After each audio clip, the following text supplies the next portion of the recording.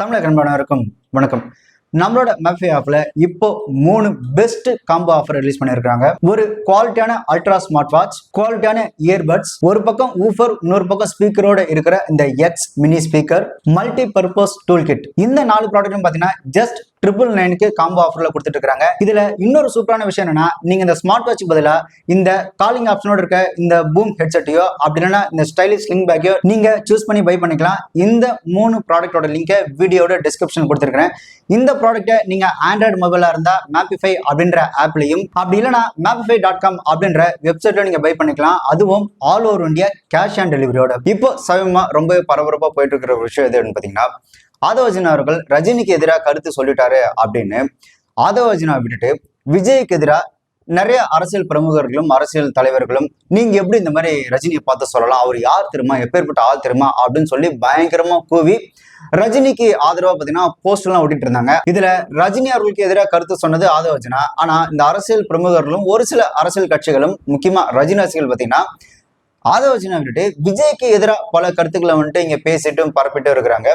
இதுல ஹைலைட் என்னன்னா, ரஜினி அவர்கள் ஒரு வாரம் கழிச்சு தூங்கி எழுந்து இப்படிலாம் பேசிட்டு இருக்காங்களா அப்படின்னு சொல்லி ரஜினி அவர்கள் எதுக்குமே உதவாத அவரோட அந்த லெட்டர் பேடை எடுத்துட்டு வந்துட்டு திடீர்னு ஒரு அறிக்கை ஒன்று விட்டுருக்காரு. ஆக்சுவலா ரஜினி சாரோட வயசுக்கும் இமேஜுக்கும் அவரோட மெச்சூரிட்டிக்கும் அது இருக்கான்னு தெரியல, இருந்திருந்தா இதை வந்து அடைச்ச இது ஒரு விஷயமா ஏதோ நாம பார்த்து வளர்ந்த பசங்க சின்ன பசங்க ஏதோ பேசுறாங்க அப்படின்னு சொல்லிட்டு அவரு இதை வந்து கடந்து போயிருக்கலாம். இதுல ஒரு பெரிய மேட்டர் இல்லப்பா, விட்டுருங்கப்பா அப்படின்னு சொல்லி ரஜினி அவர்கள் பெரிய மனசு பண்ணி அதை வந்து கடந்து போயிருந்துக்கலாம். ஆனா எதுக்குமே மக்கள் பிரச்சனைக்கும் மக்களோட நலனுக்கும் எதுக்குமே உதவாத ஒரு லெட்டர் பேடை எடுத்துட்டு வந்து வச்சுக்கிட்டு காலம் பேசாது காத்திருந்து பதில் சொல்லும் அப்படின்னு அந்த இத்தி போன லெட்டர் பேடை வச்சு ஒரு அறிக்கை ஒன்று விட்டுருக்காரு. அவரோட அந்த லெட்டர் பேடை வச்சு மக்களோட பிரச்சனைக்காக மக்களுக்காக ஆதரவா நின்று ஏதாவது ஒரு பிரச்சனையை தீர்த்து மக்களுக்கு நல்லது பண்றதுக்கு அந்த லெட்டர் பேடை யூஸ் பண்ணிருக்கலாம். பட் கடைசி வரைக்குமே அவர் பாத்தீங்கன்னா அவரோட சுயநலத்துக்காக மட்டுமே வாழ்ந்துட்டு இருக்கிற ஒரு மனிதராகவே அந்த லெட்டர் பேடை அவர் கடைசி வரை பயன்படுத்திட்டே இருக்கிறாரு. இதுல ரஜினி அவர்களுக்கு ஆதரவா பேசுற பல பேர் என்ன சொல்றாங்க அப்படின்னா, ரஜினி யார் தெரியுமா, அவர் எப்பேற்பட்ட சக்தி தெரியுமா, அவர் நினைச்சாருன்னா என்னெல்லாம் பண்ணுவார் தெரியுமா, இந்த விவேக் ஒரு படத்துல உத்தமபுத்திரன் சொல்லல, நான் நினைச்சேன்னா ஒரே செகண்ட்ல இந்த யூனிவர்ஸே மாத்திரும் அப்படின்ற மாதிரி ரஜினி சார் நினைச்சாருன்னா தானோஸ் மாதிரி ஒரு சொடக்குல மொத்தத்தையும் மாத்திட்டு போயிடுவாரு அப்படின்ற மாதிரி நிறைய பேர் பாத்தீங்கன்னா ரஜினி ஜெயலலிதாக்கு எதிராக பேசும்போது சொடக்கு போட்டு எப்படி மேடையில சொடக்கு போட்டு ஜெயலலிதாக்கு எதிராக பேசினாரு அப்படின்னு பரபரப்பா பேசுறாங்க. நான் கூட அவரோட ஹிஸ்டரி எடுத்து பார்க்கும்போது தான் நல்லாவே ஒரு விஷயம் புரிஞ்சது. ரஜினி பாத்தீங்கன்னா இந்த சொடக்கு போட்டு பேசி இந்த நாட்டுக்கு சுதந்திரம் ஒன்றும் வாங்கி தரல, சொடக்கு போட்டு பேசி அவர் ஒன்றும் கர்நாடகா இருந்து தமிழ்நாட்டுக்கு தண்ணி வாங்கி தரல. ரஜினி சொடக்கு போட்டு பேசி இந்த மக்களுக்காக எந்த ஒரு நல்ல செயலையும் ஈடுபடவே இல்லை. அவர் சொடக்கு போட்டு பேசினது அவரோட தனிப்பட்ட சுயநலத்துக்காக. ரஜினி சொடக்கு போட்டு பேசி இந்த மக்களுக்கு என்ன மயிரை புடுங்கினாரு அப்படின்னு சொன்னா அவர் போட்ட சொடக்குல ஒரு அர்த்தம் இருக்குன்னு சொல்லலாம். தன்னோட தனிப்பட்ட ஒரு சுயலாபத்துக்காக தன்னோட ரசிகர்களை பயன்படுத்தினாரே தவிர அவர் இந்த மக்களுக்காகவோ மக்கள் பிரச்சனைக்காகவோ மக்களுக்கு ஒரு தீர்வு கிடைக்கணும்னு அவர் வந்துட்டு அவரோட ரசிகர்களை பயன்படுத்தினதே கிடையாது. Yes of course Rajini is big star, big super star. அவரை பார்த்தீங்கன்னா மற்ற நாட்டு அதிபர்கள் கூட அவர் வந்து பார்ப்பாங்க. அவர் வந்துட்டு ஒரு மிக பிரபலமான ஒரு மனிதர், அதெல்லாம் கரெக்ட் தான். அதே மாதிரி ஒரு மிகப்பெரிய ஒரு சூப்பர் ஸ்டாரை பார்த்து அடுத்த ஜென்ரேஷன் அவங்கள பார்த்து நாமளும் இந்த ஒரு பர்சன் மாதிரி வளரணும், டெவலப் ஆகணும் அப்படின்னு ஆசைப்பட்டு அவங்கள ஒரு முன் உதாரணம் எடுத்து வைக்கிறதும் கரெக்ட் தான். ஏன் உதாரணத்துக்கு ஷாருக் கான் பாத்தீங்கன்னா கூட ரஜினி சாரோட மிகப்பெரிய ஃபேன் சொல்லுவாரு, ஆமீர் கான் பாத்தீங்கன்னா ரஜினி சாரோட மிகப்பெரிய ஃபேன் சொல்லுவாரு. ஆனா இப்ப ஆமீர் கான் கிட்டயோ ஷாருக் கான் கிட்டயோ ரஜினி போயிட்டு நான் சொல்றது இப்ப நீ செஞ்சுதான் ஆகணும், இது நீ செய்ய அப்படின்னா அவங்க செய்ய போறது கிடையாது. பட் அவங்க மட்டும் ஒரு இன்ஸ்பிரேஷனை எடுத்துப்பாங்க. இது வந்து ஒரு இயல்பு தான். ஆனா ஒரு மிகப்பெரிய ஒரு ஸ்டாரா இருந்துகிட்டு ஒரு மிகப்பெரிய ஒரு பலமா இருக்கிற ஒரு பர்சன் அவரை நம்பின ரசிகர்களுக்கும் அவரை இவ்வளவு பெரிய வாழ்க்கைக்கு கொண்டு வந்த மக்களுக்கும் என்ன பண்ணாருன்றதான் இங்க கணக்கு. ரஜினி அவர்கள் ஜெயலலிதாவுக்கு எதிராக சொடக்கு போட்டு பேசினாருன்ற ஒரு விஷயம் இருக்குல்ல, அது வந்து அவரோட தனிப்பட்ட வெஞ்சன்ஸ், அவரோட தனிப்பட்ட பிரச்சனைக்காக ரஜினி அவர்கள் சொடக்கு போட்டு பேசி அவரோட ரசிகர்களை தூண்டி விட்டு ஜெயலலிதாவுக்கு எதிராக நீங்க வாக்கு செலுத்துங்க அப்படின்னு தன்னோட தனிப்பட்ட பகையை தீர்த்துக்கிறதுக்காக தான் அவர் மேடையில வந்துட்டு ஆவேசமா பேசினாரே தவிர மக்களோட பிரச்சனைக்காக ஒன்றும் அவர் ஒன்றும் மேடையில ஆவேசமா பேசல. ஜெயலலிதா ஒரு பெண்ணை எதிர்க்கிறதுக்காக எதிரில் இருக்க அந்த எதிர்கட்சியும் கூட ஒரு 10 ஆம்பளையும் கூட சேர்ந்து நின்று ஒரு பெண்ணை எதிர்க்கிறதுல ஒன்றும் பெரிய வீரலாம் கிடையாது.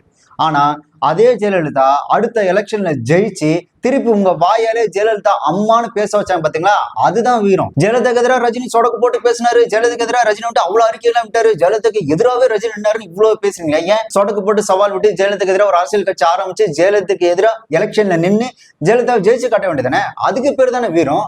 எழுத்தாப்புல அவங்க எதிரிலாம் யாரெல்லாம் இருக்காங்களோ அவங்க கூட போய் ஜாலரா அடிச்சுட்டு ஜெயலலிதா தோக்கடிச்சிட்டா அதுக்கு வீரம்லாம் கிடையாது. 96 எலெக்ஷன்ல அந்த சந்தர்ப்பத்தை உங்களுக்கு ஏத்த மாதிரி உங்களுக்கு சாதகமா பயன்படுத்திக்கிட்டீங்க அவ்வளவுதானே தவிர அதனாலதான் நீங்க வீரம்லாம் ஆயிட முடியாது. 1987 எம்ஜிஆர் இறந்ததுக்கு அப்புறம் பிரசிடென்ட் ஆட்சி வந்தது. அதுக்கப்புறம் 89 கலைஞர் ஆட்சியதுக்கு அப்புறம் மறுபடியும் பிரசிடென்ட் ஆட்சி வந்து 1991 எலெக்ஷன்ல ஜெயலலிதா அவர்கள் ஜெயிச்சாங்க. அப்பதான் அவங்க முதல்ல சிஎம் ஆகுறாங்க. ரஜினி ஜெயலலிதா பேசிட்டாருன்னு அவ்வளோ ஆவேசமா பேசுறீங்களே, இல்ல நான் உன்னை கேக்குறேன், ஏன் அதே ரஜினி எம்ஜிஆர் எடுத்து பேச வேண்டியதானே? இங்கதான் ஊடகத்துல பல பேர் பேசிட்டு இருக்காங்களே, ரஜினியை வந்துட்டு எம்ஜிஆர் அவர்கள் ராமவரம் தோட்டத்துல கட்டி வச்சு அடிச்சாரு, அது ஒரு பொம்பளை தான் அதுக்கு ஒரு காரணம் அப்படின்ற மாதிரி பரவாயில்ல இங்க பேசப்படுதுல.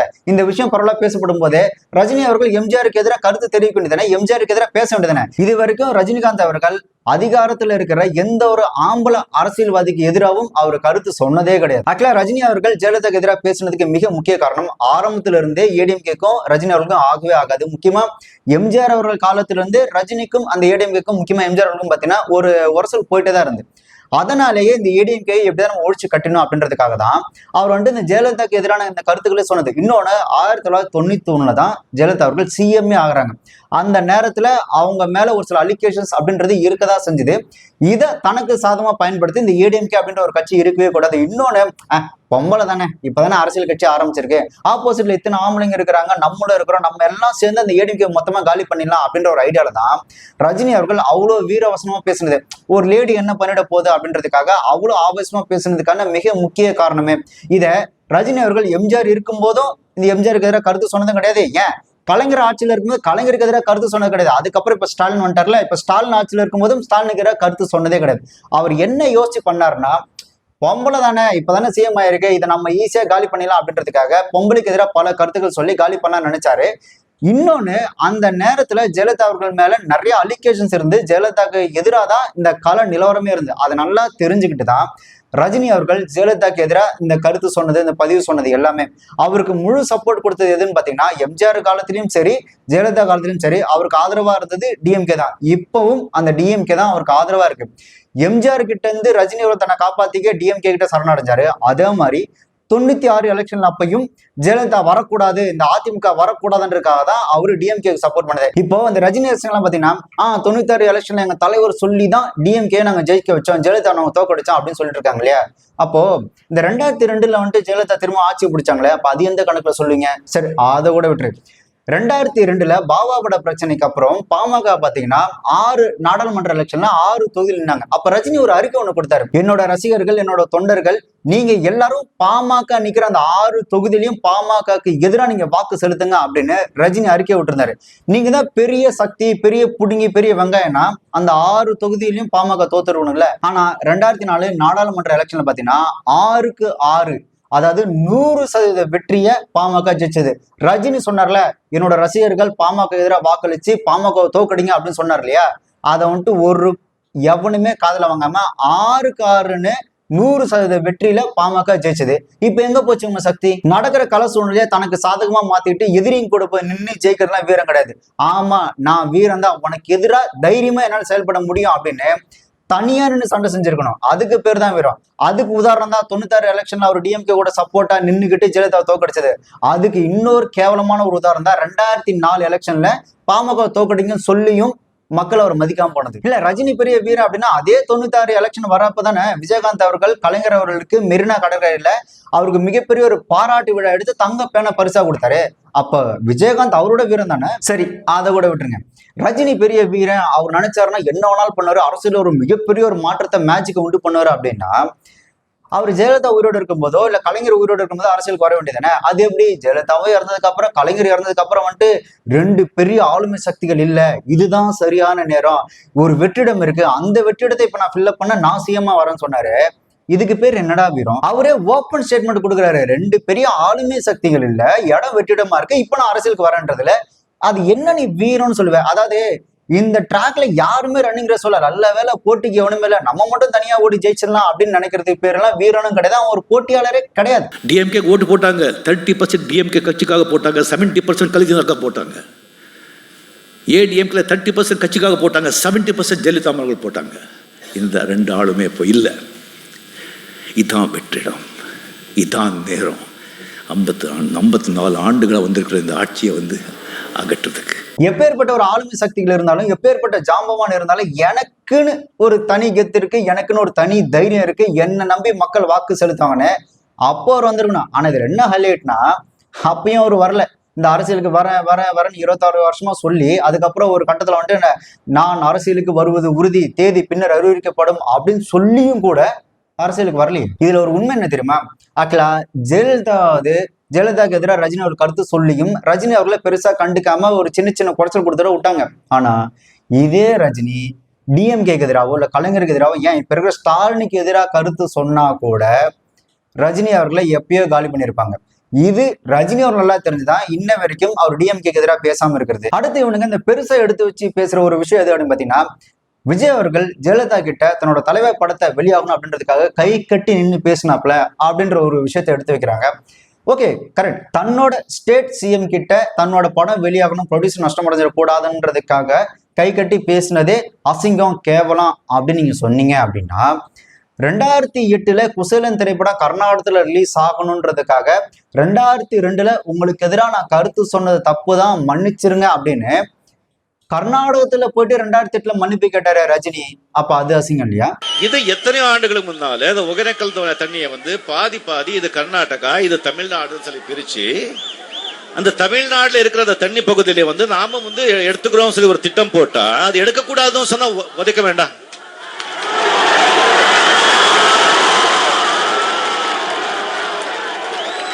என்ன கேவலங்க இது? என்ன ஜனங்க வந்து அவ்வளவு முட்டாளங்களா? கர்நாடகா ஆகட்டும், தமிழாகட்டும், எங்கே ஆகட்டுங்க, உண்மையை பேசுங்க, சத்தியம் பேசுங்க. உண்மை, சத்தியம், நியாயம், அதுதான் என்னைக்குமே சோறு போடும், அதான் என்னைக்குமே காப்பாத்து. Tamil superstar Rajinikanth has finally said sorry, though he says he was just clearing a misunderstanding. This is after pro-Kannada organizations led by the Karnataka Rakshana Vedike had stopped the release of his new film Kuselan in Karnataka. I requested concerned people to cooperate for the release of the picture. Some mistakes happen. And the mistake, we should not repeat the mistakes, right? And I asked them to cooperate. That's all. தன்னை விட வயசுல ரொம்ப சின்னவனா இருந்தாலும் ஆட்சி, அதிகாரம், பலம் எல்லாம் அவங்கிட்ட இருக்குன்றதுக்காகவே யோகி ஆதித்யநாத் காலில் விழுந்து ஆசீர்வாதம் வாங்கினாரு ரஜினி. அப்ப அது அசிங்கம் இல்லையா? செஞ்சு இந்த காலில் விழுறதுன்னு சொல்றாங்க இல்லையா, அது வந்து முதல்ல நாம வந்து 3 பேர் காலில் விழணும். உயிர் கொடுத்த கடவுள், இந்த உடம்பை கொடுத்த தாய் தந்தை, அதுக்கப்புறம் பெரியவங்க காலில் விழுந்து ஆசீர்வாதம் வாங்குங்கன்னு சொல்லுவாங்க. இந்த பணம், பேரு, புகழ், அதிகாரம் இவங்க இருக்கிறவங்க காலில் விழ அவசியம் இல்லை. இந்த பணம், பேரு, புகழ், அதிகாரம் இவங்க இருக்கிறவங்க காலில் விழ அவசியம் இல்லை. சரி, அது ஒரு பக்கம் இருக்கட்டும். இந்த ரஜினியை பார்த்து இவங்க எப்படி சொல்லலாம், ஐயோ எங்க ரத்தம் கொதிக்குது அப்படின்னு சொல்லி ஒரு சில அரசியல் பிரமுகர்களும், அதுக்கப்புறம் ரஜினி ரசிகர்கள், நாங்கெல்லாம் பெரிய தமிழ் மக்கள் அப்படின்னு சொல்லிட்டு ரஜினி ரசிகர்களா இருக்காங்களே, அவங்களாட்ட பயங்கரமா கொந்தளிக்கிறீங்களே. இப்போ உங்ககிட்ட ஒண்ணு கேட்கிறேன், தமிழக மக்கள் ஏன் இவ்வளோ கீழ்த்தரமா போயிட்டாங்க அப்படின்னு ரஜினி மேடையில் ஏறி தமிழக மக்களை கீழ்த்தரமா போயிட்டாங்கன்னு சொன்னாரு. அப்போல்லாம் உங்களுக்கு அசிங்கமா தெரியல? ரஜினி பேசுறது ஒரு மாதிரி அவமானமா தெரியலையா? சில சோஷியல் மீடியாவில், ட்விட்டரில், ஃபேஸ்புக்கில் சில பேர் வந்து எழுதும்போது சில திட்டி கஷ்டமாக எழுதும்போது எனக்கு கஷ்டமாக இல்லை. நம்ம தமிழ் மக்கள் வந்து ஏன் இவ்வளோ கீழ்த்தரமாக போயிட்டாங்க, வார்த்தைகளை யூஸ் பண்ணுறது.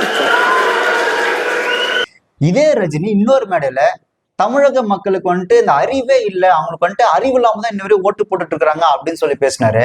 அப்பெல்லாம் உங்களுக்கு அசிங்கமாவோ இந்த ரோஷன்லாம் வரவே இல்லையா? கீழே போனால் 50% லேடிஸுங்க, 20% தான் தெரியுங்க அவங்க ஓட்டு சுயமாக ஓட்டு போடுறது. 30% உங்களுக்கு தெரியாதுங்க.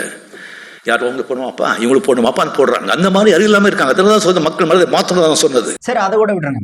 ரஜினி கட்சி ஆரம்பிக்க போறாருன்னு சொன்னதுக்கு அப்புறம் நிறைய அரசியல் தலைவர்கள், அரசியல் கட்சி பிரமுகர்கள், ஒரு சில கட்சியில இருக்கிறவங்க என்னென்ன தெரியுமா சொன்னா, ரஜினியோட பொறப்பையே தப்பா பேசினா. இந்த மாதிரி ரஜினியோட பொறப்பே தப்பான பொறப்பு, ரஜினிக்கு பொண்ணுக்கு பிறந்த குழந்தை உண்மையில அவங்க புருஷனோட குழந்தை தானா அப்படின்ற மாதிரி ரொம்ப கேவலமா மேடையாரி பேசினாங்க. அப்பெல்லாம் உங்களுக்கு அசிங்கமா தெரியலையா? இப்போ வந்துட்டு ஆதவர்ஜுனா ரஜினி சார் வந்துட்டு பயந்துட்டாரு அப்படின்னு சொன்னதுக்கு அப்புறம் தான் உங்களுக்கு ரோசம் வருது. இதையே தான்டா திருமாவளவன் ஒரு மேடையில சொன்னாரு. ஏன் அப்பெல்லாம் உங்க ரோசம், உங்க வெக்கம், மானம், சூடு சொன்ன அதெல்லாம் எங்க போச்சு? ரஜினிகாந்த் ஒரே தேர்தலில் முதலமைச்சர் அந்த புடுங்கில்ட்ட நான் சொல்றது, ஓ உருவப்படம் பொறிச்ச பதாகைக்கு பால் ஊத்துறவன்ட்ட சொல்லணும் நீ. அதுக்கு பதிலா ஒரு மரத்துல நின்று நீரை ஊத்துறான்னு நீ சொல்லணும். அப்பதான்டா நீ மண்ணை நேசிக்கிற. சொற்ற போட்டு இமயமலைக்கு போறதை விட்டுவிட்டு இந்த வேலை உங்களுக்கு வேண்டாம்னு நம்ம சொன்னா கேட்கறது இல்ல. நான் வருவேன். ஒரு வெற்றிடம் இருக்குது, சுடுகாட்டில் கூட நிறைய வெற்றிடம் இருக்குது. வெற்றிடம் இருக்குது. என்னத்த வெற்றிடம் இருக்குது? நல்ல தலைவனுக்கு வெற்றிடம் இருக்கு. வெற்றிடம் என்று சொன்னார்களே, வெற்றிடம் அல்ல, ஸ்டாலின் இருக்கக்கூடிய இடம் தான் இந்த இடம். என்னை வந்து கட்டி வச்சு அடிக்கும் போது காப்பாத்தினவர் கலைஞர் தான். கலைஞர் நினைவுல ஞாபகம் இருக்கா? ஒரே ஒரு தடவை கேளுங்க, எம்ஜிஆர் உன்னை கட்டி வச்சு அடிச்சார்ல, எது கடிச்சாரு? அதை மட்டும் சொல்லுங்க. எம்ஜிஆர் கட்டி வச்சு அடிச்சாருன்னு நீங்களே சொல்றீங்க. அப்ப என்னை கலைஞர் தான் தலையிட்டு காப்பாத்தினாரு.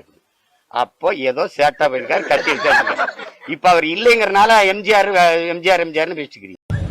மிரட்டி தான் நம்ம நண்பர் ரஜினிகாந்தியை கட்சியை தொடங்க சொல்லியிருக்கிறாங்க.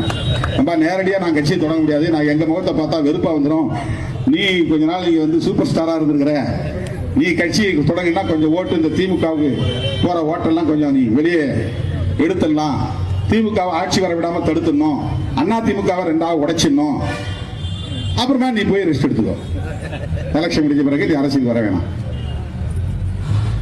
நான் இதை வந்து இட்டுக்கட்டிலாம் பேசுறாங்க, இதுதான் நடந்துட்டு இருக்கு. அவருக்கு வந்து உடம்பு சரியில்லை, அவர் வெளிநாடு போகணும், ட்ரீட்மெண்ட் எடுக்கணும், சார்ட்டர் ஃப்ளைட்டில் போகணும்.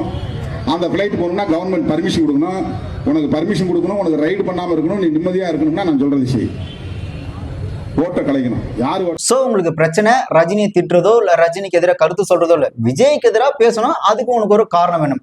எனக்கு என்ன ஆச்சரியம்னா, சரி ஓகே, இந்த அரசியல் பிரமுகர்கள் ரஜினி ரசிகர்கள் தான், ரஜினியை எவன் எப்படி திட்டினாலும் பரவாயில்ல, ஆனா இந்த விஜய்க்கு எதிராக மட்டும் நம்ம செயல்படணும் அப்படின்ற மாதிரி செயல்படுறாங்க, அது ஓகே, அவனோட மென்டல் தனமா பண்றான்னு கூட வச்சுக்கலாம். ஆனா ரஜினியே பாருங்களேன், ரஜினிக்கு எதிராக திருமாவளவன் பேசியிருக்கிறாரு, ஸ்டாலின் பேசியிருக்கிறாரு, உதயநிதி பேசியிருக்கிறாரு, இந்த சீமான் கட்சியில இருக்கலாம் பேசியிருக்கிறாங்க, சரத்குமார்லாம் பேசியிருக்கிறாரு. அதுக்கெல்லாம் ரியாக்ட் பண்ணாத ரஜினி இப்ப விஜய் கட்சியில இருந்து ஒரு நபர் பேசினாருன்னு அறிக்கை வர்றாருல, எனக்கு இவனுங்களை விட இப்ப இந்த ஆளு உண்மையிலேயே பெரிய மென்டலா தான் இருப்பாரோன்ற எண்ணம் எனக்கு வருது. ஆனா ஒரு வகையில ஆதவர்ஜுனா சொன்னது எப்படி பார்த்தாலும் அது உண்மைதானே. 26 வருஷமா நான் அரசியலுக்கு வரப்போறேன், உருண்டுட்டேன், பறந்துட்டேன், கிளம்பிட்டேன், இந்த நடந்து வந்துட்டேன் அப்படின்னு சொல்லி சொல்லி சொல்லி சொல்லி ஏமாத்தி தன்னோட ரசிகர்களை தூண்டி விட்டு ஒவ்வொரு திரைப்படத்துலயும் தான் அரசியலுக்கு வரப்போறதா வந்துட்டு அங்கங்க சிம்டம்ஸ் வச்சுக்கிட்டு நான் அரசியலுக்கு வரேன் அப்படின்னு சொல்லி ஒரு மிகப்பெரிய நம்பிக்கை கொடுத்து கடைசியில நான் அரசியலுக்கு வரல அப்படின்னு ரஜினி பயந்து போனது உண்மைதானே. வரவெல்லாம் கவர்மெண்ட் மிரட்டிட்டே இருக்கான். நீங்க இப்ப ஏன்னு சொல்லுங்க, நட்டிடலாம் கம்பத்தை, கட்டிடலாம் கோ. நான் எப்போ வருவேன், எப்படி வருவேன்னு யாருக்கும் தெரியாது. ஆனா வர வேண்டிய நேரத்துல கரெக்டா வருவேன். ஐயா இப்படி சொன்னா இவர் கேட்க மாட்டாருப்பா. நாம தான் அவர் மேடை ஏத்தி விடணும். கட்சி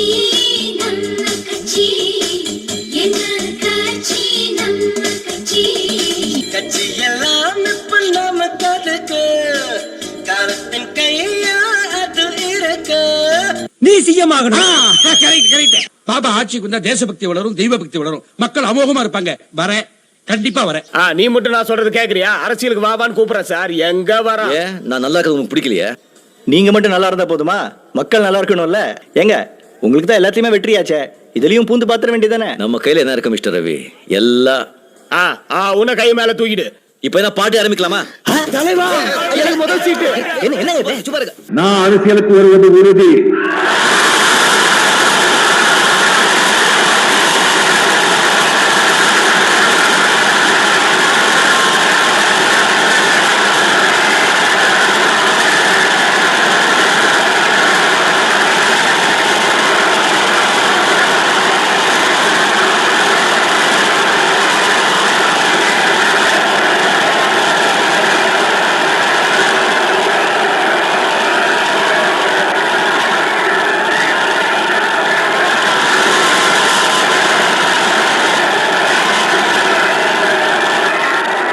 இது காலத்தின் கட்டாயம். April fool. 26 வருஷமா ரஜினி அரசியலுக்கு வரேன்னு சொல்லி வெறும் வாய் உதாரணம் மட்டும் தானே விட்டு இருந்தாரு. ஹேய், ரஜினி அவரோட அரசியல் அப்படின்றது எந்த லட்சணத்துல இருக்கு அப்படின்னா, இது எந்த வருஷம்? 2016. நம்மளனா இங்க பார். நான் அரசியலுக்கு வருவது உறுதி. இது 96. இது யாரே வந்து கோமாளி திரைப்படத்துல அவரை ட்ரோல் பண்ற அளவுக்கு தாண்டா அவரோட அரசியலே இருக்கு. சரி, இப்ப நான் கேக்குறேன், ரஜினி 26 வருஷமா அரசியலுக்கு வரேன்னு சொன்னார்ல, ஒரு ஸ்டேஜ்ல ஏறி நான் அரசியலுக்கு வருவது உறுதி, இந்த மக்களுக்காக நான் வந்துட்டு இவ்வளவு பெரிய ரிஸ்க் எடுக்க போறேன் அப்படின்னு சொன்னார்ல. இப்ப நான் கேட்கறது, எங்க உன் கட்சி பேருன்னு சொல்லு, எங்க உன் கட்சி கொடியை காட்டு. உங்களால 26 வருஷம் நான் அரசியலுக்கு வரேன் ஜோக் காட்டு தான் முடிஞ்சதே தவிர, உங்களால ஒரு அரசியல் கட்சி ஆரம்பிக்கிறதுக்கு துப்பு இல்ல, ஒரு அரசியல் கட்சி பேரையோ இல்ல அரசியல் கட்சி கொடியோ காட்டுறதுக்கு உங்களுக்கு துப்பு இல்ல. அப்புறம் என்ன வெங்காயத்துக்குடா நீங்க எல்லாம் வந்துட்டு சண்டைக்கு வரீங்க? 26 வருஷமா நான் அரசியலுக்கு வரேன் அப்படின்னு சொல்லிட்டு ஒரு மேடையில் ஏறி நான் அரசியலுக்கு வருது உறுதி அப்படின்னு சொல்லிட்டு அவர் உருட்டுலாம் இருக்குல்ல, வேற லெவல். செத்தா வீரனா தான் சாகணும், யுத்தம் செய்யாம போட்டு என்ன கோழன்னு சொல்லுவாங்க. நான் எல்லாத்தையும் ஏற்கனவே முடிச்சுட்டேன், இப்ப அம்பு விடுறது மட்டும்தான் பாக்கி. நான் எல்லாத்தையும் ஏற்கனவே முடிச்சுட்டேன், இப்ப அம்பு விடுறது மட்டும்தான் பாக்கி. அதெல்லாம் விட தனி கட்சி ஆரம்பிச்சு தமிழ்நாடு முழுவதும் இருக்கக்கூடிய 234 தொகுதியிலையும் போட்டி அப்படின்னு சொன்னாரு பாத்தீங்களா, பயங்கரம். அதெல்லாம் இதுல ஹைலைட்டே இந்த பேரை தான். அரசியல் கெட்டு போச்சு, ஜனநாயகம் சீர்கெட்டு போச்சு, இந்த நேரத்துல இந்த முடிவை நான் எடுக்கலன்னா என்னை வாழ வைத்த தெய்வங்களான தமிழக மக்களுக்கு நல்லது செய்ய எந்த முயற்சியும் எடுக்கலன்ற குற்ற உணர்ச்சி சாகிற வரைக்கும் என்ன தொடரும்னாரு. இப்ப அந்த குற்ற உணர்ச்சி எந்த பீரோல பூட்டி வச்சிருக்கிறாருன்னு தான் தெரியல. தமிழக மக்களுக்காக என் உயிரே போனாலும் பரவாயில்ல, கொடுத்த வார்த்தையில இருந்து நான் மாறவே மாட்டேன் அப்படின்னு அவரு தான் சொன்னார். அரசியல் மாற்றம் காலத்தின் கட்டாயம், இப்போ இல்லைன்னா எப்பவும் இல்லை, இதுவும் அவர் சொன்னார். அதுல ஒரு அடிக்கடி பயன்படுத்தின வார்த்தை சிஸ்டம் கெட்டு போய் கிடைக்க, சிஸ்டம் கெட்டு போச்சு அப்படின்றதா தெரியல. இப்போ எந்த சர்வீஸ் மேன் வந்து அந்த சிஸ்டத்தை சரி பண்ணி விட்டாரு அப்படின்னு தெரியல. இதுல வர தமிழ்நாட்டுக்கு ஒரு மாற்றம் தேவை, வெற்றிடம் இருக்கு, தமிழ்நாட்டு மாற்றத்துக்கான நேரம் இது, மாத்துறோம், எல்லாத்தையும் மாத்துறோம், சிஸ்டத்தை மாத்துறோம் அப்படின்னு மக்களை ஏமாத்துறோன்னு எல்லாரையும் ஏமாத்திட்டு போயிட்டேன். நான் எல்லாரையும் ஏற்கனவே முடிச்சுட்டேன். நீ அம்பு விடுறது தான் பாக்கி. அவ்வளோ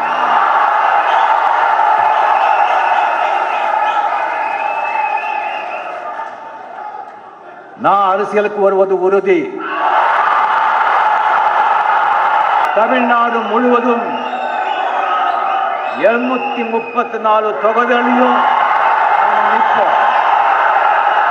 என்னை வாழ வைத்த தெய்வங்களான தமிழக மக்களுக்கு நல்லது செய்யறதுக்கு ஜனநாயக ரீதியா நான் ஒரு முயற்சி கூட எடுக்கலைங்கிற குற்ற உணர்வு என்னை சாகர வரைக்கும் என்னை தோறுக்கு. நான் எப்போவுமே இது வந்து அந்த சிங்கப்பூரில் வந்து உடம்பு சரியில்லாமல் வரும்போது தமிழ் மக்கள் அவங்களுடைய பிரார்த்தனை, அவங்களுடைய வேண்டுதல், அதில் தான் ஒரு உயிர் வந்து பிழைத்து வந்தேன் நான். இப்போ வந்துட்டு அவங்களுக்காக வந்து என் உயிரே போனால் கூட என்னை விட சந்தோஷப்படுவேன் வேறு யாருமே கிடையாது. கொடுத்த வாக்கு வந்து நான் என்றைக்குமே தவற மாட்டேன். ஒரு அரசியல் மாற்றம் ரொம்ப கட்டாயம், ரொம்ப கட்டாயம். அது காலத்தின் தேவை, ரொம்ப முக்கியம். இப்போ இல்லைன்னா அது எப்பவுமே கிடையாது. நான் வந்து இந்த நடக்கிற இந்த பாதையில் வெற்றி அடைவேன் அப்படிங்கிற நம்பிக்கை எனக்கு இருக்கு. எப்போவுமே வந்து ஒவ்வொருத்தருக்கும் வந்து தலையெழுத்தம் இருக்கும், அதே மாதிரி ஒவ்வொரு நாட்டுக்கும் தலையெழுத்து இருக்கு. தமிழ்நாட்டு தலையத்தை மாற்ற வேண்டிய நாள் வந்தாச்சு. அது நிச்சயமா அது நடக்கும். அரசியல் மாற்றம், ஆட்சி மாற்றம் இப்போ இல்லைன்னா எப்பவும் இல்லை, மாற்றுவோம், எல்லாத்தையும் மாற்றுவோம். அவர் பல தடவை சிம்டம்ஸா பேசின விஷயம் எப்படி இருந்தது அப்படின்னா, இங்க வந்துட்டு ஒரு மிகப்பெரிய பிரச்சனை இருக்கு, ஒரு மிகப்பெரிய ஒரு ஆளுமை சக்தி இருக்கு, அவங்களை எதிர்த்து நம்ம அரசியல் பண்ண போறோம், அதனால எனக்கு அந்த எழுச்சி தெரியட்டும் அப்படின்னு. ஆக்சுவலா அவர் என்ன சொல்ல வந்தாரு அப்படின்னா, இங்க பாருங்க, என்னால அந்த களத்துல இறங்கி இந்த என்ன சொல்றது பொறுப்பாளர்லாம் போட்டு அவங்களுக்கு போஸ்டிங்லாம் கொடுத்து எலெக்ஷன் நின்று அப்படிலாம் என்னால ஜெயிக்கலாம் முடியாது. நீங்க ஒண்ணு பண்ணுங்க, எல்லாரையும் செட் பண்ணி எல்லாரும் நீங்க போய் ஆல்ரெடி ஜெயிச்சுட்டு வந்து ஒரு 234 தொகுதியில 234 தொகுதியில நீங்க போய் ஜெயிச்சுட்டு இவர் தான் சிஎம் அப்படின்னு கை காமிங்க, நான் வந்து நோகாம வந்து இந்த சிஎம் சீட்ல உட்காந்துக்கிறேன் அப்படின்றதா அவரு சொன்னதோட அர்த்தம். அதான் அடிக்கடி சொன்னார்ல, எனக்கு அந்த எழுச்சி தெரியட்டும் அப்புறம் வர அப்படின்னார்ல, அதுக்கு அர்த்தமே அதுதான். இந்த நட்புக்காக படத்துல செந்தில் சொல்லுவார் பாத்தீங்களா, இந்த ஊரை ஏமாத்தர்ல, நான் அந்த மலையை தூக்க போறேன், அனுமனுக்கு அப்புறம் நான் தான் அந்த மலையை தூக்க போறேன் அப்படின்னு சொல்லி ஊரை ஏமாத்தி காசு கலெக்ட் பண்ணி எல்லாரையும் கூட்டு சேர்த்துருவாரு. கூட்டு சேர்த்ததுக்கு அப்புறம் அவர் என்ன பண்ணுவாரு அப்படின்னா, போயிட்டு இப்படி குத்த வச்சு உட்காந்துக்கிட்டு எல்லாம் வாங்க தூக்கி வைங்க அப்படின்னாரு. கேட்கும் போது அவர் என்ன சொல்றாருன்னா, நான் வந்துட்டு மலையை தூக்குறேன்னு சொன்னேன், இப்பயும் அதான் சொல்றேன், தூக்கி வைங்க, நான் தூக்குறேன் அப்படின்ற மாதிரி தான். எனக்கு தெரியட்டும், அந்த எழுச்சி எனக்கு தெரியட்டும். அப்போ வரேன். அவர் எப்படி வந்திருக்கிறாருன்னா, வந்த உடனே மக்கள் ஆகா ஓகோன்னு வரவேற்பு கொடுப்பாங்க, அதனால நம்ம வந்த உடனே எலெக்ஷன் நின்று நம்ம சிஎம் ஆயிடலாம் அப்படின்ற ஒரு கனவு வந்திருப்பாரு. ஆனா இங்க இருக்கிற கள நிலவரம், அரசியல் எதிர்ப்பு, இந்த அரசியல் ஆளுமை சக்திகளுக்கு எதிராக நின்று பார்த்துட்டு ரைட்டு நம்ம இதுக்கு மேல அரசியல் பயணிச்சோன்னா நம்ம சோழியை முடிச்சு விட்டுருவாங்க அப்படின்னு தெளிவா தெரிஞ்சுதான் அவர் வந்துட்டு அடிக்கடி இந்த வார்த்தையை சொன்னதே, அந்த எழுச்சி தெரிட்டோம் அப்புறம் வர அப்படின்னு அவர் அடிக்கடி சொன்னார்ல. அது காரணமே அதுதான். அந்த எழுச்சி எதுவுமே இல்லை, எழுச்சி புண்ணாக்கு புரட்சி எதுவுமே இல்லை அப்படின்னு தெரிஞ்சதுக்கு அப்புறம் இதுக்கு மேல நம்ம இந்த அரசியல் காலத்துல தாக்கு பிடிக்க முடியுது, நம்ம வந்துட்டு பேக் அடிக்கிறது பெஸ்ட். ஆக்சுவலா உண்மை என்னன்னா, ஒரு மனிதன் ஓகே என் தோல்வி ஒத்துக்கிறா அப்படின்னு சொல்லி பேக் அடிக்கிறதுக்கும் ஒரு தைரியம் வேணும், நான் இல்லைன்னு சொல்ல. ஆனா உங்களை நம்பின மக்களுக்காக, நீங்க 26 வருஷத்துக்கு மேல ஏமாத்தின மக்களுக்காக நீங்க என்ன பண்றீங்கன்னு ஒண்ணு இருக்குல்ல, அதுதான் இங்க விஷயமே. இப்போ அவர் என்ன பண்ணிட்டாருன்னா, நமக்கு இதுக்கு மேல இந்த அரசியல் செட் ஆகாது அப்படின்னு சொல்லிட்டு பங்கமா பேக் அடிச்சுட்டு போயிட்டாரு. அவர் பேக் அடிச்சதுனால யாருக்கு பிரச்சனைனா, அவரையே நம்பி கிட்டத்தட்ட 20 வருஷத்துக்கு மேல தலைவன் அரசியலுக்கு வருவாரு, அதை வச்சு நாம அந்த மக்களுக்கு ஏதாவது நல்லது பண்ணலாம், நாமளும் அதுல பயன் அடையலாம் அப்படின்னு 20 வருஷமா மக்களுக்கு நல்லது பண்ணாம பாருங்க, அவன் தான் இங்க ஏமாலையே போயிட்டான். இதுல ரஜினி அவர்கள் அரசியலுக்கு வரல அப்படின்னு சொன்னதுக்கு அப்புறம் ரஜினி ரசிகர்களால அதை ஏத்துக்கவே முடியல. நான் தலைவா இப்படி பண்ணிட்டியே, இத்தனை வருஷம் கழிச்சு நீங்க வரீங்கன்ற தைரியத்துல இருந்து இப்படி பண்ணிட்டீங்களா அப்படின்னு சொல்லி ரஜினி விட்டு வாசல்ல வந்துட்டு கடையா கடந்தாங்க. தலைவா வா தலைவா, தயவு செஞ்சு மறு அறிக்கையை விடு தலைவா, இன்னைக்கு நீங்க வந்துட்டு மறு அறிக்கை விடுங்க, நாங்க உங்களை தப்பா நினைக்க மாட்டோம் அப்படின்னு சொல்லி அவர் வீட்டுல கடையா கடந்து அவர்கிட்ட கெஞ்சினாங்க. பல பேர் அழுதாங்க, சின்ன பசங்களாம் எனக்கு கிண்டல் பண்றாங்க, அவர் வந்துட்டு அரசியலுக்கு வரேன்னு சொல்லிட்டு, ஏன் இப்போ அரசியல் கட்சி ஆரம்பிக்கிறேன்னு சொல்லிட்டு திடீர்னு அவர் ஆரம்பிக்கலன்னு தெரிஞ்ச உடனே சின்ன பசங்களாம் கிண்டல் பண்றாங்க அப்படின்னு சொல்லி எத்தனையோ பேர் அழுது புலம்புனாங்க. இவ்வளோ ஏன் வள்ளூர் கோட்டத்துல ரஜினி சாருக்கு வா தலைவா வா அப்படின்னு மறுபடியும் நீங்க அரசியலுக்கு வரேன்னு சொல்லுங்க, ஏன் இப்படி ஒதுங்கிட்டீங்க அப்படின்னு வள்ளூர் கோட்டத்துல ரஜினி சாருக்கு ஆதரவா ரஜினி சார் அரசியலுக்கு வரணும்னு அத்தனை பேர் போராடினாங்க. அத்தனை பேர் போராட்டத்துக்கும் அத்தனை பேர் முயற்சிக்கும் ரஜினி கடுகளவும் மரியாதை தரல. அடப்பாங்கடா, நான் இப்படிதான் ஏமாத்துவேன், இதை நம்பி நீங்க ஏன்டா வந்தீங்க அப்படின்ற மாதிரி அந்த ரசிகர்ல அவர் கடைசி வரையும் மதிக்கவே இல்லை. உங்களை நாங்க புரிஞ்சுக்கிறோம், தயவு செய்து எங்களுடைய மனக்குமுறல்களை நீங்களும் புரிஞ்சுங்க. ஒரு 7.5 கோடி மக்களில் ஒருவனாக, உங்கள் அன்பு காவலனாக உங்ககிட்ட இரு கைரம் கூப்பி வண்டி கேட்டுக்கிறேன், தயவு செய்து இதை மறுபரிசீலனை பண்ணி, இன்னும் நிறைய நாள் இருக்கு தலைவா, ஒன்றும் இல்லை தலைவா, நீங்க ஒரு செகண்ட் சொன்னா போதும் ஊரே அலரும். இன்னைக்கு தமிழக மக்கள் எல்லாருமே நீங்க வரணும்னு எதிர்பார்த்துட்டு இருக்காங்க. இதே நீங்க எடுத்த தற்காலிக கூட எனக்கு நினைச்சோம், தயவு செய்து நீங்க மறுபரிசீலனை பண்ணி, தயவு செய்து தமிழகம் வரத்து அரசியல்ல ஆன்மீக அரசியல்லாம் என்னங்கிறத தயவு செய்து நீங்க காமிக்கிறதுக்கு உங்களுடைய கருணை அன்பு தமிழக மக்கள் அனைவரும் எதிர்பார்க்கறாங்க. தயவு செய்து வா தலைவா, தலைவா வா தலைவா, தமிழகத்தை காக்க வா தலைவா. நான்லாம் கிட்டத்தட்ட 3 வருஷமா உங்களுக்காக உழைச்சிருக்கேன். உங்களுக்காக உழைச்சிருக்கன்றதை விட எனக்காக உழைச்சன்றது 2வது பட்சம். நான் எனக்காக உழைக்கல, இப்போ வரைக்கும் காத்திருக்கேன். தயவு செய்து ஒரு நல்ல முடிவை இன்னைக்கு இரவிலிருந்து நாளைக்கு ஒரு நாள் டைம் எடுத்துங்க, யோசிச்சு முடிவு எடுத்து மறு அறிக்கை கொடுங்க தயவு செய்து. நாங்கள் அடங்க மாட்டோம் நினைப்பீங்களா? அடங்க மாட்டோம். இந்த ரஜினி ரசிகன் மக்கள் தலைவர்கள் நாங்கள் என்னைக்கும் அடங்க மாட்டோம். ரஜினிகாந்த் ரசிகர் என்னைக்கும் அடங்க மாட்டோம். 35 வருஷம் வாழ்க்கை இது. அடங்கி போகிற கூட்டம் கிடையாது, அடக்கிட்டு போகிற கூட்டம். இன்னைக்கு வாழ வேண்டிய வாழ்க்கை வேற, இன்னைக்கு வாழ்ந்துட்டு இருக்கிற வாழ்க்கை வேற. அடங்கி போக நினைக்காதீங்க. நீங்கள் உட்கார்ந்தா நாங்கள் உட்காந்துருவோமா? உட்கார விட மாட்டோம் உங்களையும். வாங்க, உங்கள் தலைமையில் ஆட்சி மாட்டோம், அரசியல் மாட்டோம், மாற்றுவோம், எல்லாத்தையும் மாற்றுவோம். ஒரு மாதம் முன்னாடி அரசியலுக்கு வருவேன்னு சொன்னார். அரசியலுக்கு வரேன்னு சொன்னார். திடீர்னு அவர் உடல்நலம் கருதி வரலைன்னு சொல்கிறாப்புல. எங்களை போன்ற ரசிகர்களுக்கு அவர் வரலைன்னு சொல்கிறது மிகவும் இழப்பு. அது இல்லாமல் சின்ன சின்ன ஆட்கள்லாம் எங்களை தரக்குறமாக கேள்வி பண்ணி, சின்ன பிள்ளைங்கள்லாம் எங்களை கேள்வி பண்ணி அசிங்கப்படுத்துதுங்க. தலைவர் முடிவு சரியில்லாத முடிவாயிட்டு இருந்தாலும் இந்த அரசியல் மாற்றம்னு சொன்னார். நாங்கள்லாம் எவ்வளோ பாடுபட்டு செஞ்சோம். நேற்று மூக்கட்டு பூத்து கமிட்டிலாம் பண்ணிவிட்டு இன்றைக்கி அரசியல் வேணான்னு சொல்லும் போது எங்களுக்கு ரொம்ப வேதனையாக இருக்குது. உணங்கு எனக்கெல்லாம் மாறுறப்பே வந்து மாத்திரை போட்டிருக்கு. நைட்டு சின்ன பிள்ளைலாம் கேள்வி சொல்கிறாங்க, கேள்வி எடுக்கிறாங்க. எங்கிட்ட அங்கே போக முடியல, கடவுள் வந்து வேலை பார்க்க முடியல. தலைவர் அறிவிச்சதுக்கு அப்புறம் எங்கன போனாலும் நிம்மதியா இல்ல, கேதம் கேட்கிற மாதிரி கேட்கறாங்க.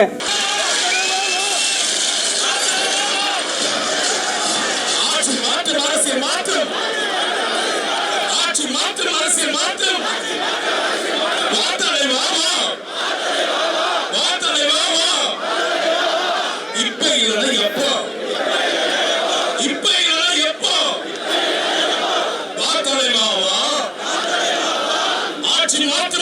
மாற்றம், ஆட்சி மாற்றம்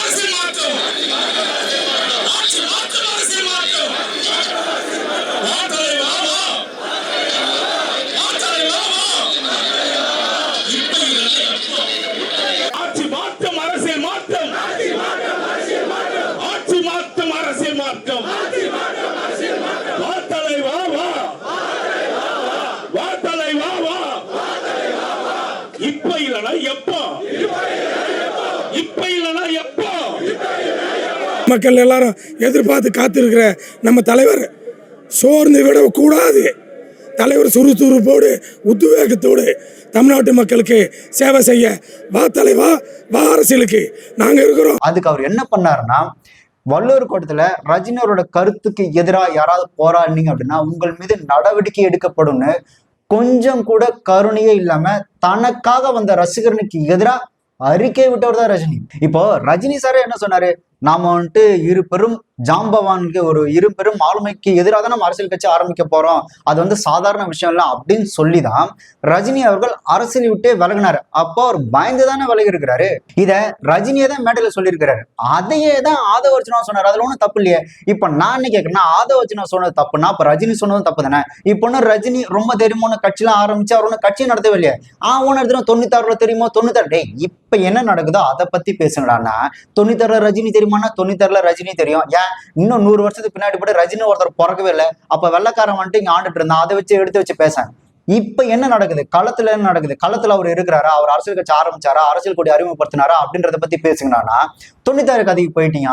அவர் மட்டும் சரியான நேரத்துல அரசியல் கட்சி ஆரம்பிச்சிருந்தாரு அப்படின்னா அவர் நம்பின மக்களுக்கும் சரி ரசிகர்களும் சரி அவ்வளவு பயனுள்ளதா இருந்திருக்கும். ஏன்னா நானே நிறைய பேரை பார்த்து எங்க ஊர்லயே ஒருத்தர் இருக்கிறார், ரஜினி அவர்கள் மேல வெறி அப்படின்றத தாண்டி ஒரு பக்தியாவே மாறிடுச்சு. ரஜினி அவரோட பேரை தன்னோட பேருக்கு முன்னாடியும் பின்னாடியும் சேர்த்துக்கிட்டு ரஜினிக்காக வாழ்ந்த பல பேர் நான் பார்த்துருக்கேன். அவங்க ரஜினியோட ஒவ்வொரு பிறந்த நாளுக்கும் கடன் வாங்கி நலத்திட்ட உதவி செய்வாங்க. அது ஏன்னா நாளைக்கு நம்ம தலைவன் கண்டிப்பா அரசியல் கட்சி ஆரம்பிச்சாரு அப்படின்னா நாம இப்ப செய்யற அந்த நல்லது நாளைக்கு தலைவனோட கட்சிக்கு உதவும் அப்படின்னு சொல்லி கடன் வாங்கி கடனாளியாகி இந்த மக்களுக்கு அவ்வளவு உதவி செஞ்சிருக்கிறாங்க. ஆனா நீ என்ன மயிரியாவது பண்ணிட்டுப்பா, எனக்கு பத்தி எந்த கவலையும் இல்லை, எனக்கு ஏன் சேஃப் ஜோன் தான் முக்கியம் அப்படின்னு சொல்லி டக்குன்னு அரசியல் கட்சி ஆரம்பிக்கிறா அப்படின்னு எல்லாரையும் செலவு பண்ணி வச்சுட்டு அரசியல் கட்சி ஆரம்பிக்கல அப்படின்னு போறது இருக்குல்ல, அதெல்லாம் அசிங்கம். அதுக்கு பேர் பயம்தான். பயத்தினாலதான் ஒரு அரசியல் கட்சி ஆரம்பிக்கல. இது உண்மைதான். இதுல பல பேர் சொல்றது ரஜினி தன்னோட ரசிகர்களை தன்னோட சுயநலத்துக்காக பயன்படுத்தியதே கிடையாது அப்படின்னா அப்ப 96 என்ன புடுங்கினாரா? 96 என்ன சொன்னாரு, ஜெயலலிதாக்கு எதிராக வாக்கு செலுத்துங்க, டிஎம்கேக்கு ஆதரவா நீங்க வாக்கு செலுத்துங்க அப்படின்னு சைக்கிள் சின்னத்துக்காக ஓட்டு கேட்டவர் தானே. அப்போ ரஜினி அவரோட ரசிகர்களை சுயநலத்துக்காக பயன்படுத்தவே இல்லையா? இத்தனைக்கும் அது மக்கள் பிரச்சனைலாம் கிடையாது, அது அவருக்கும் ஜெயலலிதாக்கும் இருந்த ஒரு தனிப்பட்ட வெஞ்சன்ஸுக்காக ஜெயலலிதாக்கு எதிராக வாக்கு செலுத்த சொன்னாரு. அதே ரஜினி தானே 2004 வந்துட்டு பாமக எதிராக வாக்கு செலுத்துங்கன்னு அப்போ அவர் வந்துட்டு அவரோட ரசிகர்கள் யூஸ் பண்ணவே இல்லையா? என்னடா லூசுத்தனமா பேசிடுறீங்க, உண்மையிலே நீங்க மென்டலாடா? இதுல இருக்கிறதுல நீங்க மென்டல் தனமா பேசுற இன்னொரு விஷயம் எதுன்னு பாத்தீங்கன்னா, ரஜினி அரசியலுக்கு வரும்போது கொரோனாலாம் வந்துருச்சு, அதனாலதான் இந்த கொரோனால மக்கள் சாகக்கூடாது, கூட்டம் சேர்ந்து அந்த பிரச்சாரம் போனா கூட்டம்லாம் சேரும், அப்படி கூட்டம்லாம் சேர்றதுனால மக்களுக்கு பாதிப்பு வரும், மக்கள் எதனால உயிரிழப்பாங்க, அதனாலதான் ஒரு அரசியல் கட்சியா தொடங்கலன்னு எவ்வளவு முட்டாள்தனமா மென்டல் தனமா பேசிட்டு இருக்கிறேன். இப்ப நான் கேட்கிறேன், சரி கொரோனா வந்துருச்சு இல்ல, ஏன் படம் நடிக்காம விட வேண்டியதானே?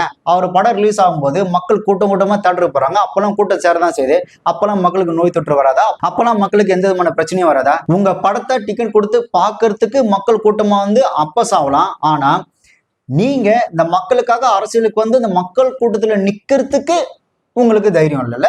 அப்புறம் அது என்னது, உடல்நிலை காரணமாக ரஜினி அவர்கள் தன்னோட உடல்நிலை காரணமாக இந்த அரசியல் விட்டு ஒதுங்கிட்டாரு. அவருக்கு வந்து உடல்நிலை தான் முக்கியம் அப்படின்றதுக்காக அரசியல் விட்டு ஒதுங்கிட்டாரு, ஏன்னா அவருக்கு உடல்நிலை சரியில்லை அப்படின்னு. சரி ஓகே. ஆனா ரஜினி அவர்கள் தான் அரசியலுக்கு வரல அப்படின்னு சொல்லிட்டு அதுக்கப்புறம் 4 படம் நடிச்சாரு. அப்பெல்லாம் உடம்பு நல்லா இருக்குதா? இந்த நடிகைகள் கூட டான்ஸ் ஆடும்போது, டூயட் பாடும்போது, இந்த ஷூட்டிங்லாம் போகும்போது அப்பெல்லாம் உடம்பு நல்லா இருக்கா? இந்த ஆடியோ லான்ச்லாம் ரஜினி 1 மணி நேரம் 2 மணி நேரம் நின்று பேசுறாரு.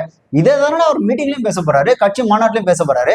1/2 மணி நேரம் 2 மணி நேரம் 1 மணி நேரம் கூட வேணாம், அட்லீஸ்ட் ஒரு 1/2 மணி நேரம் நின்று இந்த மீட்டிங்ல பேச போறாரு. நான் இதெல்லாம் பண்ண போறேன், இப்படிலாம் பண்ணலாம் இதெல்லாம் அப்படின்னு சொல்லி 1/2 மணி நேரம் பேச போறாரு. ஒரு ஆடியோ லான்ச்ல நின்று 1 மணி நேரம் 2 மணி நேரம் பேசுறதுக்கு ஒரு உடம்புல தெம்பு இருக்கு. அதுக்கப்புறம் தொடர்ந்து படங்கள் நடிக்கிறதுல தெம்பு இருக்கு. ஏதோ இப்போ இன்னும் 2-3 படம் கமிட் ஆகிட்டே இருக்கிறாரு. இதெல்லாம் பண்றதுக்கு அவர் உடம்புல தெம்பு இருக்கு, அவர் உடம்பு ஒத்துழைக்குது. நடிகைகள் கூட டூயட் பாடும் போதெல்லாம் அவரோட நல்லா இருக்கிற உடம்பு இந்த மக்களுக்கு சேவை செய்ய வரும்போது மட்டும் எப்படி சரியில்லாம போகுது? ரொம்ப சிம்பிள். இந்த படத்துல நடிக்கிறது, இந்த ஆடியோ லான்ச்ல நின்று பேசுறதுன்னு இருக்குல்ல, அதெல்லாம் பண்ணா பணம் வரும். இங்க மக்களுக்காக அரசியல்ல இறங்கினாரு அப்படின்னா அவருக்கு பணம் இழந்துரும். அதே மாதிரி அவர் ஒரு நாள் அப்படின்றது ஒரு கால் ஷீட் கணக்கு தான். ஒரு நாள் அவர் போய் வெளில நின்று நடிச்சாரு, கஷ்டப்பட்டாரு அப்படின்னா அவருக்கு வந்து அந்த பணம்ன்றது வரும். இதே இங்க வந்து மக்களுக்காக ஒரு நாள் இல்ல 1 மாசம் நின்னா கூட ஒரு 10 பைசா வரப்போறது கிடையாது. ஸோ இங்க அவருக்கு முக்கியமா பார்த்தது பணம், மக்கள். நீங்க யோசிச்சு பாருங்க, ரஜினி இது வரைக்கும் மக்களுக்காக ஆளும் அதிகாரத்துக்கு எதிராக மக்கள் பக்கம் நின்று மக்களுக்காக போராடி திரு வாங்கி கொடுக்க முயற்சி பண்ண ஏதாவது ஒரு போராட்டம் சொல்லுங்க.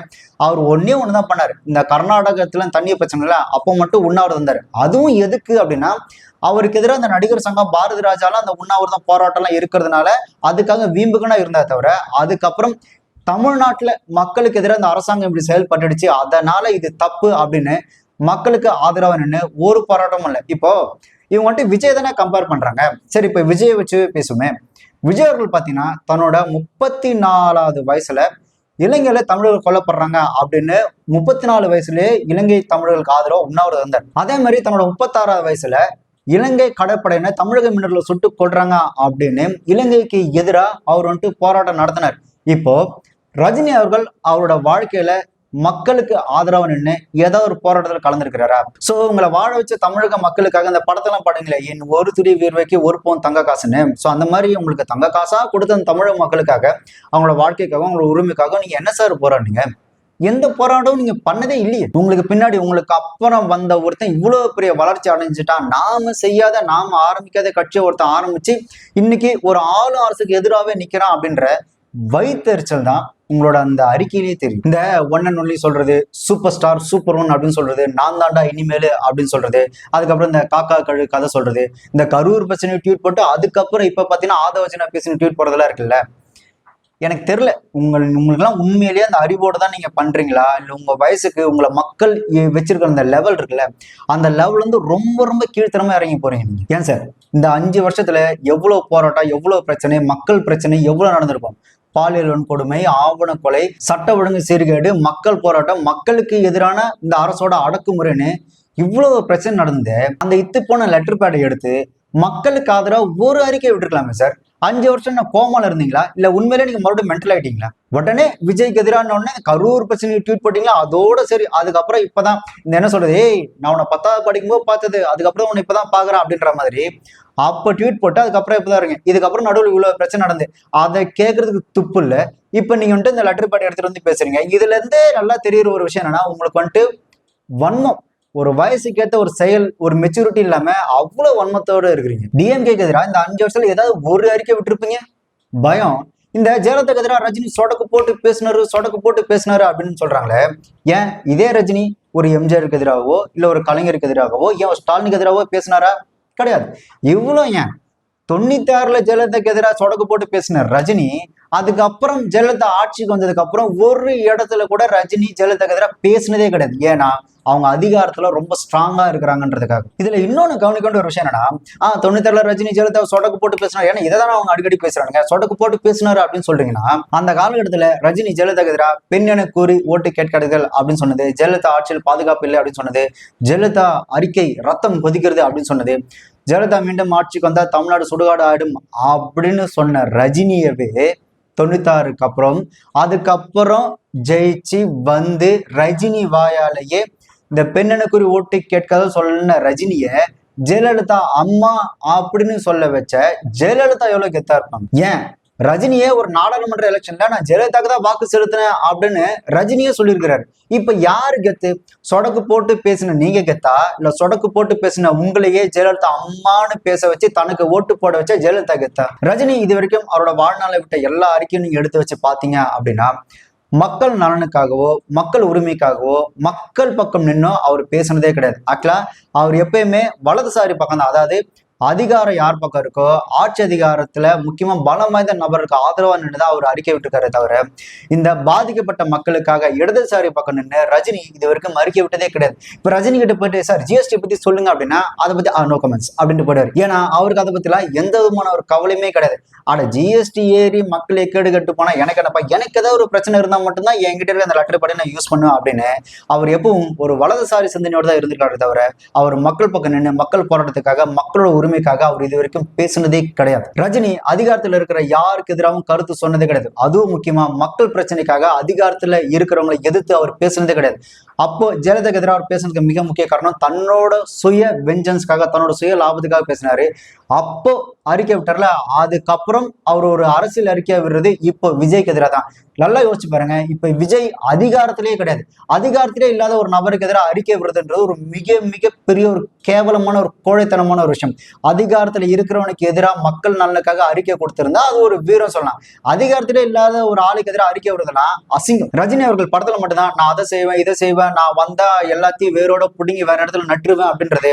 இந்த அறிக்கையிலையும் சரி, நான் நடந்து போனேன்னா, நான் கூட்டம் சேர்த்தேன்னா, நான் எழுந்து வந்தேனா அப்படின்னு சொல்லுவாரு தவிர, பட் செயல்ல எதுவுமே மக்களுக்கு ஆதரவா, மக்கள் பிரச்சனைக்காக எதுவுமே அவர் பண்ணதே கிடையாது. இதுல ரொம்ப வேதனையான விஷயம் என்னன்னு பாத்தீங்கன்னா, ரஜினிக்கு ஒரு பிரச்சனை அப்படின்னு வரும்போது, முக்கியமா ஒரு உடல்நிலை சரியில்லாத போதும் சரி, அவருக்கு தனிப்பட்ட ரீதியாக ஏதாவது பிரச்சனை வரும்போது சரி, ரஜினிக்கு ஆதரவா ஒட்டுமொத்த தமிழ்நாடுமே நின்று இருக்கு. ஆனா அதே இந்த தமிழ்நாட்டு மக்களுக்கு, ஏன் அவரோட ரசிகர்களுக்கு ஒரு பிரச்சனைனா கூட ரஜினி அவங்களுக்கு ஆதரவா நின்னதே கிடையாது. சொல்ல போனா இந்த தமிழ்நாட்டு மக்களுக்கு எதிராக தான் அவர் பல அறிக்கைகளை விட்டுருக்காரு தவிர, அவரை வாழ வச்ச இந்த தமிழக மக்களுக்கு ஆதரவா அவர் நின்னதே இல்லை. இங்க மக்கள் செல்வாக்கு இருக்கு அப்படின்றதெல்லாம் முக்கியம் இல்லை.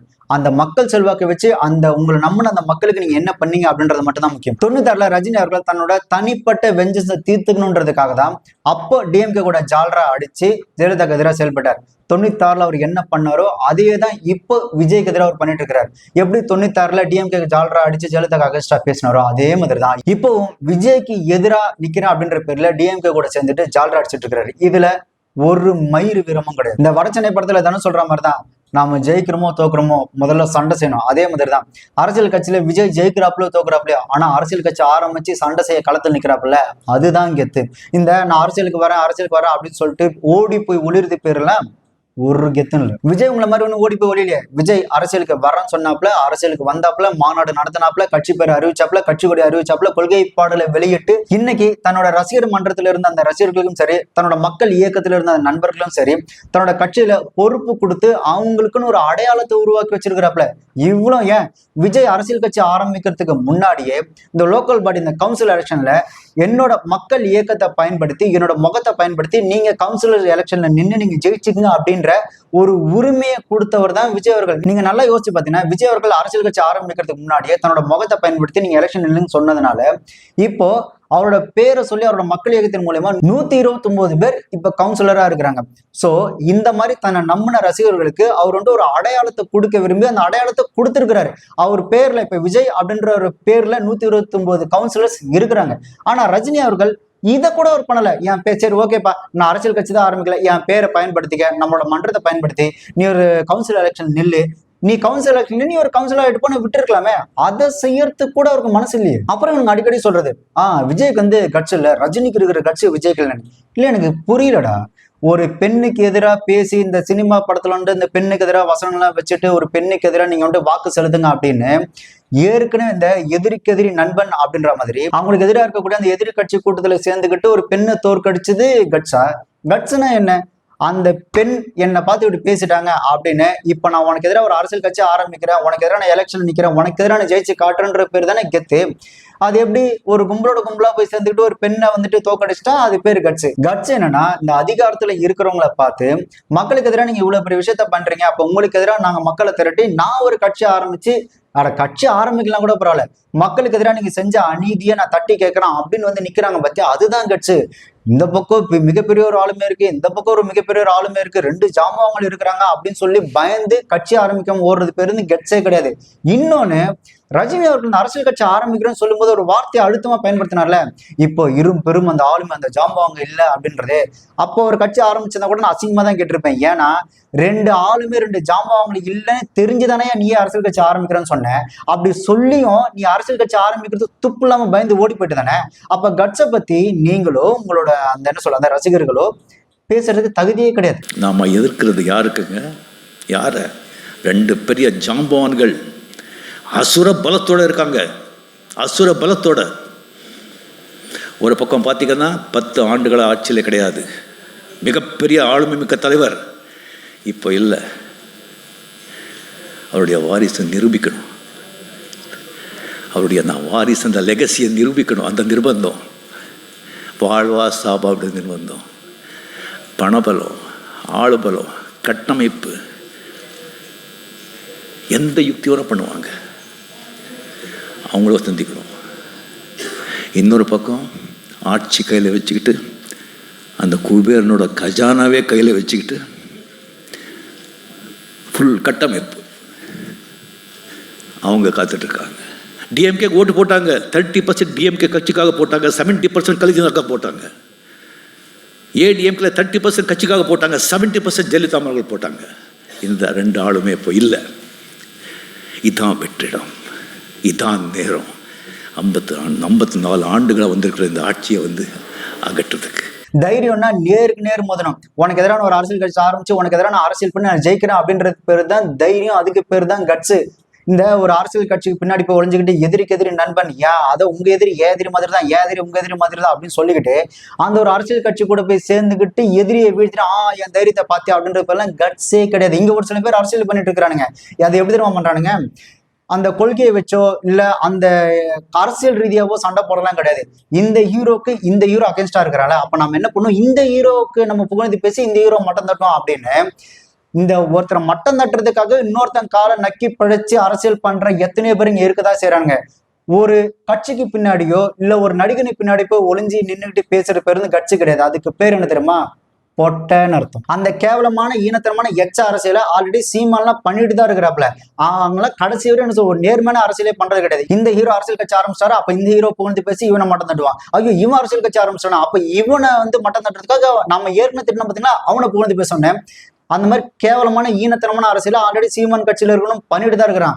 நீங்களும் ஏன் சீமான் கட்சி மாதிரியே இருக்கிறீங்க? அப்போ ஒரு அரசியல் கட்சி ஆரம்பி போய் நின்று பேசு தலைவா, இப்போ ஒன்றும் பிரச்சனை இல்லவா, நம்ம அரசியல் கட்சி ஆரம்பிப்போம், அவனுக்கு எதிராக அரசியல் புரட்சி பண்ணி நாம தமிழ்நாட்டை தலையெழுத்தை மாத்தி ஒரு பொண்ணான ஆட்சியை கொடுப்போம்னா போய் அரசியல் கட்சி ஆரம்பிச்சு அரசியல் கட்சி பேர் அறிவிச்சு அவர் அரசியல் கட்சி கொடியோட சண்டை போட, அப்படி இல்லையா அவன் கட்சியை இன்னொரு கட்சி கூட கூட்டணி வச்சு அதுக்கப்புறம் சண்டை போட. அதை விட்டுட்டு இந்த பொண்டுகத்தனமா இந்த சிண்டு முடிச்சு விடுற மாதிரி இந்த வேற ஒரு அரசியல் கட்சி பின்னாடி போய் ஒளிஞ்சுக்கிறது, இந்த வேற ஒரு இந்த நடிகர் பின்னாடி போய் ஒளிஞ்சுக்கிட்டு பேசுறது, அதெல்லாம் அசிங்கம். நீங்க அரசியல் கட்சி ஆரம்பிக்காம போனது இருக்குல்ல, அதை விட அசிங்கம் இந்த மாதிரி நீங்க பிஹேவ் பண்றது. இங்க தெளிவா இன்னொரு விஷயத்த சொல்லிடுறேன். இந்த தைரியம் கட்ஸ்ன்னு ஒண்ணு இருக்குல்ல, அதுக்கு இன்னொரு மிகச்சிறந்த ஒரு உதாரணம் என்ன பார்த்தீங்கன்னா, இதுக்கப்புறம் இந்த எலெக்ஷன் முடிஞ்சதுக்கு அப்புறம் விஜய் படம் நடிக்க வராரு வரல அதெல்லாம் செகண்டரி, அதெல்லாம் அப்புறம் கூட இருக்கட்டும். ஆனா நான் இந்த எலெக்ஷன் முடிகிற வரைக்கும் வேற எந்த ஒரு படத்தையும் நான் கமிட் பண்ணல, இதுதான் எனக்கு கடைசி படம், இந்த எலெக்ஷன் வேலையில தான் நான் முழுக்க கவனமா இருப்பேன், இந்த மக்கள் பணியில தான் கவனமா இருப்பேன் அப்படின்னு சொல்லி வேற எந்த படத்தையும் கமிட் பண்ணாம நிக்கிறது இருக்குல்ல, அதுக்கு பேர் தான் தைரியம் கட்ஸு. ஆனா ரஜினி அவர்கள் நான் அரசியலுக்கு வர்றேன்னு சொல்லிட்டு இந்த பக்கம் அண்ணாத்தா ஷூட்டிங் நடிச்சது இருக்குல்ல, அதெல்லாம் கட்சி கிடையாது. ஆக்சுவலா இந்த மாதிரி இதுதான் என் கடைசி படம், இதுக்கப்புறம் நான் அரசியல் வேலையில தான் ஈடுபட போறேன் அப்படின்னு சொல்ற அந்த கட்ஸு கூட ரஜினி கிடையாது. அப்புறம் இவனுங்க இன்னொன்னு பெருமையா சொல்றானுங்க, எங்க தலைவர் பாத்தியா ஒரு பிரஸ் மீட்டிங்ல ஒரு மீட்டிங்ல கூட எவ்வளவு கெத்தா சிகரெட் பிடிச்சு நிக்கிறாரு, அவர் எவ்வளவு கெத்து பாத்தியானே. பைத்தியக்கார மெண்டல் பசங்களா, அது ஒரு பப்ளிக் நியூசன்ஸ்ரா. ஒரு பப்ளிக்ல எப்படி பிஹேவ் பண்ண கூடாதோ அப்படி உட்காந்துட்டுறாப்ல, இதுல என்னடா மயிறு கெத்து இருக்கு உங்களுக்கு? காம்போஸ்ல ஃபர்ஸ்ட் காம்போல என்னெல்லாம் ப்ராடக்ட்ஸ் வர போகுதுன்னா, நம்மளோட all time favourite combo hero இந்த SF12 பூம் ஹெட்ஃபோன். இது கூட நல்ல ப்ரீமியமான குவாலிட்டியில் இருக்க இந்த ப்ளூடூத் இயர்பட்ஸ். வீட்டுக்குள்ள இருக்கும்போது ஹெட்ஃபோன் யூஸ் பண்ணிக்கலாம், வெளியில போகும்போது இந்த இயர்பட்ஸை யூஸ் பண்ணிக்கலாம். அடுத்த நல்ல சூப்பரான சவுண்ட் குவாலிட்டியில ஊஃபர் பிளஸ் ஸ்பீக்கரோட இருக்க இந்த எக்ஸ் ஸ்பீக்கர். லாஸ்டா இந்த multi purpose mobile tool kit. இது எல்லாமே சேர்த்து காம்போ 1ல உங்களுக்கு 999க்கு கிடைக்கும். காம்போ 2ல ஜஸ்ட் இந்த பூம் ஹெட்ஃபோனுக்கு பதிலா ஆன்டி தெஃப்ட் ஸ்லிங் பேக்கை ரீப்ளேஸ் பண்ணியிருக்கோம். காம்போ 3ல இந்த அல்ட்ரா ஸ்மார்ட் வாட்ச். இந்த 3 காம்போஸ்மே நம்ம 999க்கு தான் தரப்போறோம். காம்போட லிங்கை வீடியோ டிஸ்கிரிப்ஷன்ல மென்ஷன் பண்ணிருக்கோம், கிளிக் பண்ணி பை பண்ணிக்கோங்க. இந்த ப்ராடக்ட்ஸை நீங்க மேப்பிஃபை வெப்சைட்லயும் வாங்கிக்கலாம், இல்ல பிளே ஸ்டோர்ல மேப்பிஃபை ஆப்பை டவுன்லோட் பண்ணி வாங்கிக்கலாம். நம்ம கிட்ட all over India cash on delivery available.